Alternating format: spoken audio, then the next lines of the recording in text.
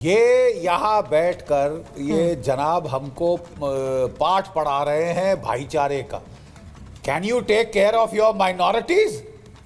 आपने देखा है आपने वहाँ हिंदुओं का क्या हाल किया हुआ है, किस तरह हाथ धोकर आप मंदिर तोड़ रहे हैं, किस तरह वहाँ औरतों की इज्जत लूटी जा रही है। आपको दिखता नहीं असमत लूटी जा रही है? आप वहाँ पे स्ट्रीट्स पे गदर हो रहा है। आप पहले अपने देश में शांति ले आइए, नॉर्मैलिटी ले आइए, फिर दुनिया भर में शांति का पाठ पे आप फैलाइए।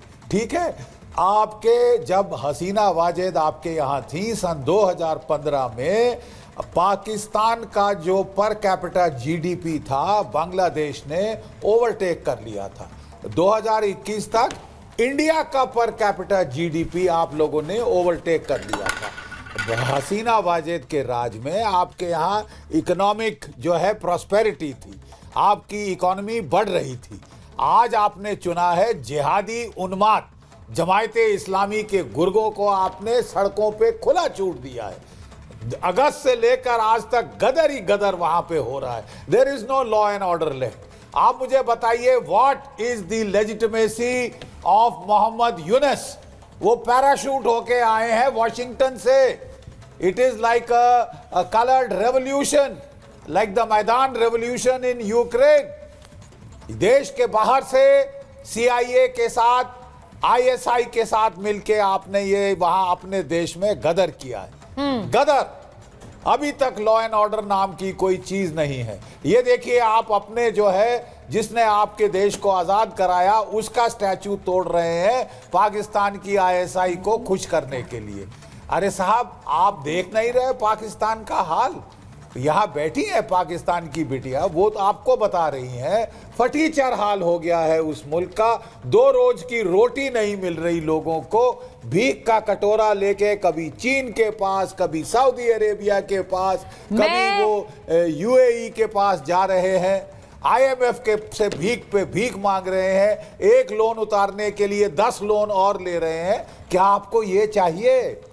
और मैं जीडी बख्शी सर तस्वीर एक और खबर दिखा देती हूँ, क्योंकि अभी इमदाद कह रहे थे कि आप तस्वीर 5 अगस्त की दिखा रहे हैं। मैं 5 अगस्त की तस्वीर इसलिए दिखा रही हूँ, ठीक हो रहा था। नहीं, ये 5 अगस्त को ठीक हो रहा था। 5 अगस्त से अभी तक ठीक नहीं हुआ है सर।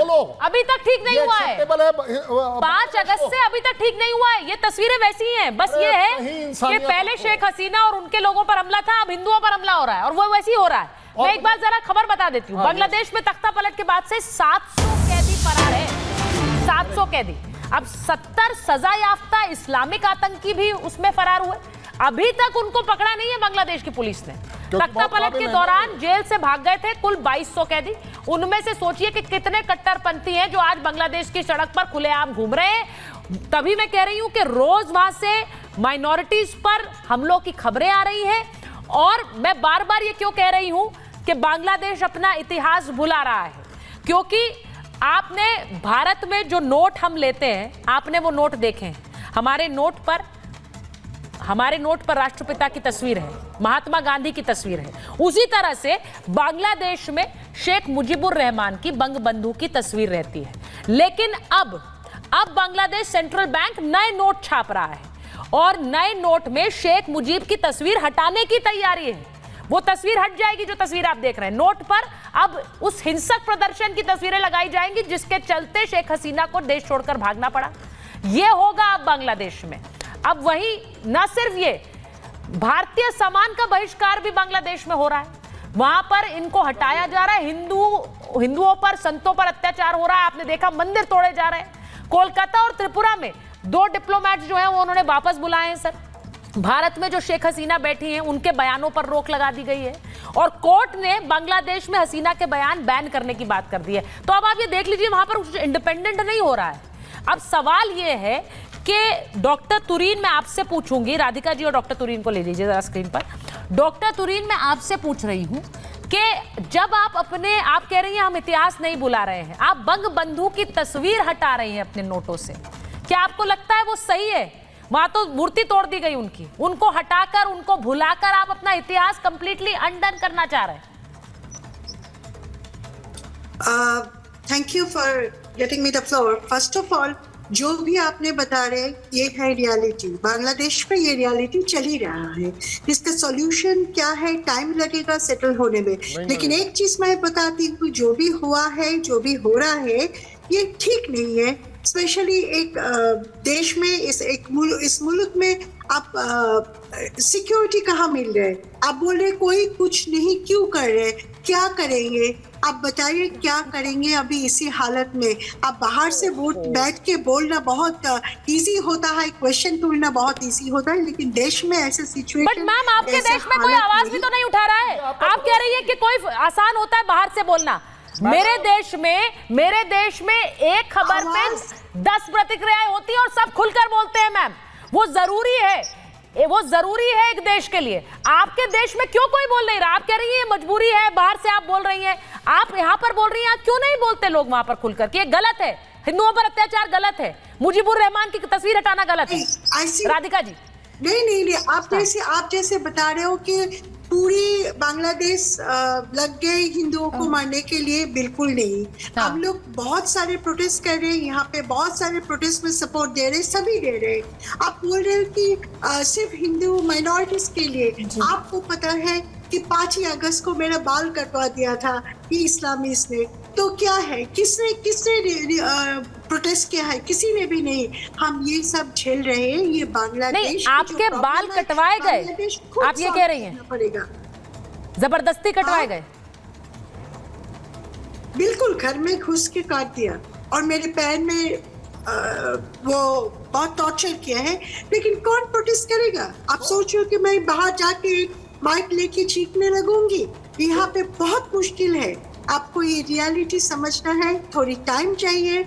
नहीं तो मैम, आहिस्ता चेंज हो रही। मैम मैं आपकी ये बात सुनकर मैं सिर्फ ये कहना चाहती हूँ, जिस तरह आप बता रही हैं ये बिल्कुल सही नहीं हो रहा है बांग्लादेश में। इसीलिए मैं इसीलिए चिंतित हूँ, क्योंकि आप वहाँ पर बांग्लादेश में रहते हुए आपके साथ ये हो रहा है, तो आप सोचिए जो माइनॉरिटीज हैं, जो हिंदू हैं, उन पर क्या बीत रहा होगा। आपके घर में जबरदस्ती घुसकर आपके बाल कटा दिए गए, आपको टॉर्चर किया गया।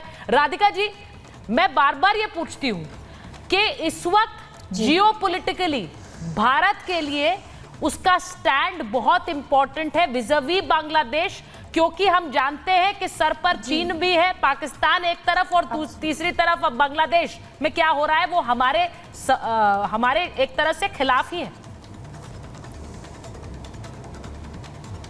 सुचित्रा जी, यहाँ पे कर्नल शैलेंद्र सिंह जी ने भी मेरे पे सवाल उठाया था और वो बोल रहे थे कि मुझे समझना होगा कि भारत पे इफेक्ट करता है। बिल्कुल, मैंने वही कहा था, जो बांग्लादेश में हो रहा है उससे भारत में इफेक्ट होता है। जैसे 2021 में जब श्रीलंका और म्यांमार में ऐसी सिचुएशन आई थी तब भी हमें इफेक्ट किया था, जैसे 2024 में आज हो रहा है या 2022 में जब श्रीलंका में हुआ था। तो यहाँ पे भी चीज़ें हुई, लेकिन भारत ने उसको बहुत स्ट्रेटेजिकली और जियोपॉलिटिकल सिचुएशन को देख के, इंटरनेशनल इशूज़ को देख के उसको हैंडल किया था। अब ऐसा तो नहीं कर सकती ना मैं, अगर शैलेंद्र जी कहेंगे कि मैं सीधा यहाँ पे वॉर डिक्लेयर कर दूं क्योंकि ऐसा हो रहा है। हर चीज को, वो हमारी कंट्री नहीं है, वो एक और कंट्री है और उनके साथ हमारा क्या बिहेवियर रहेगा, हमारी क्या चीजें रहेंगी, वो उनका क्या बिहेवियर है, हमें हर सिचुएशन को देख के चलना है। कोई हम जंगली तो नहीं है ना कि आए दिन ऐसे एकदम से वॉर डिक्लेयर कर देंगे। हम पाकिस्तान के साथ भी बिल्कुल उसी तरीके से, जिस तरीके से हमने इशू पूरी सिचुएशन मैनेज करी है ताकि आतंकवाद पे भी हमने कंट्रोल किया है भारत के अंदर। अब अगर ऐसी सिचुएशन अराइज हो रही है जो बद से बदतर हो रही है, तो हमारी फॉरेन पॉलिसी और हमारी लीडरशिप इतनी स्ट्रांग है कि उसको टैकल कर लेंगे। War is not the answer for everything. मैं यहाँ पे चैनल पे जाके बिल्कुल वॉर डिक्लेयर नहीं कर सकती अगर शैलेंद्र जी चाह रहे हैं। बिल्कुल हमें पता है कि इसका इफेक्ट हिंदुस्तान में पड़ रहा है।